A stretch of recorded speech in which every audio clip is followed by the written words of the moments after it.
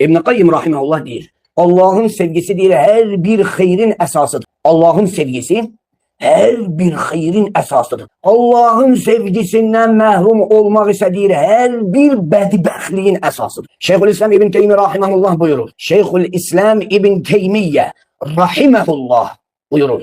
Kulun en büyük məqsədidir Allah'ın razılığına ve sevgisine nail olmaktır. Kulun en büyük məqsədi bizim her birimizin elə bir insan var mı ki etmiş olduğu əməllərlə Allah-u Teala'nın razılığını istemesin. Demek ki kulun en büyük məqsədi, en büyük hedefi Allah'ın razılığını kazanmaktır. Dersten götürülecek faydalar. Dersten götürülecek birinci faydalar müəllimi yaxşı dinlemek, artık danışmamak. Əsas məqsəd deyir, dersten götürülecek faydalar. Əsas məqsəd Allah'ın sevgisini kazanmak olmalı. Əsas məqsəd Allah'ın sevgisini kazanmak olmalı. Allah'ın demek ikinci. Allah'ın sevgisi Peygamber sallallahu aleyhi ve selleme itaatle elde edilir.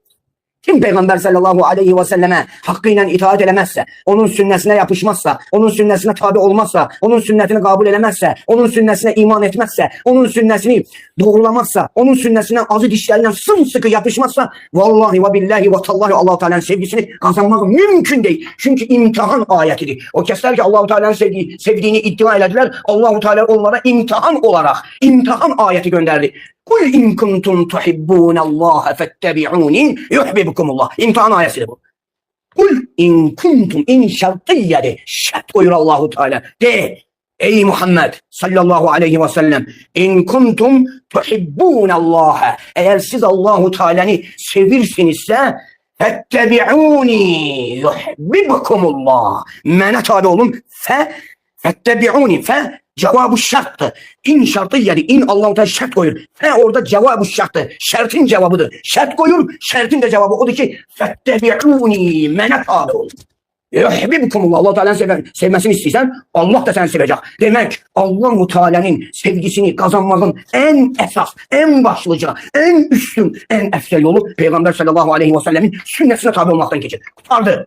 Mesela 2 vur 2'di. 2 vur 2 değildir 2. Bizde 2. Dersten götürülecek faydalar dedik. Demek Allah'ın sevdiği hususiyetleri özümüzde formalaştırmalıyız. Allah-u Teala neyi sevirse biz de onları eləməliyik. Allah-u Teala neden nifret edir, neyi istemirse, neyi sevmirse onu da terk edelim. Emirlerini yerine getirip qadağaları ki Allah-u Teala sevmir, o qadağa eləyib de o şeyleri Allah-u Teala'nın bize emretmiş olduğu ve bizi qadağan ettiği şeylerde bizim için xeyirlerdir. Emir ettiklerini yerine getirmeli, qadağa ettiklerinden çekinmeliyiz ki biz Allah-u Teala'nın razılığını kazanaq. Allah-u Teala'nın razılığını kazanan insan da elbette ki Allah'ın sevgisini kazanır. Allah'ın sevdiği hususiyetleri özümüzde formalaştırmalıyız. Allah'ın sevmediği sıfatlardan çekinmeliyiz. Allah bir bendeni severse göylerde ve yerde onun için sevgi kabul yaradar. Yani göyde ve yerde ona karşı sevgi yaranır. Netice. Ey Müslüman, özünden soruş. Ben Allah'ı sevdiğimi deyirəm. Bəs Allah beni sevir. Bəs Allah beni sevir mi? Ben deyirəm Allah'ı sevirəm. Yaxşı gelin görək Allah bizi sevir, beni sevir mi? Herkes özünü yaxşı bilir kardeşler. Ha? Herkes özünü yaxşı bilir. Belil insanu ala nefsihi basira. Aksine insan özünü yaxşı tanıyır. Yaxşı tanıyır. Görək Allah-u Teala bizi sevir mi? Eğer değil Peygamberin sallallahu aleyhi ve sellemin sünnesine tabi olur, ferzleri yerine getirir, haramlardan çekinir, tövbeni ve zikri çoğaltır, güzel ahlak sahibi olursansa Allah'ın sevgisine aparan doğru yoldasan. Allah'ın sevgisine aparan doğru yoldasan. Bir de tekrarlayak burasını. Ey Müslüman, özünden soruş. Ben Allah'ı sevdiğimi deyirəm. Allah da beni sevir mi?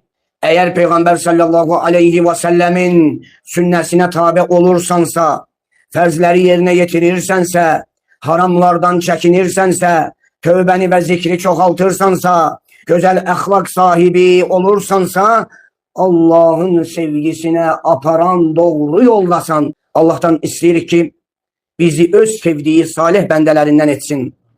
Allahümme inna nes'aluke hubbek ve hubbe men yuhibbuk ve hubbe kulle amelin yukarribuna ila hubbik. Allah'ım senden öz sevgini, seni sevenlerin sevgisini ve bizi senin sevgine yakınlaştıracak her bir emeli sevmeyi bize nasip eyle. Senden bunu dileyim.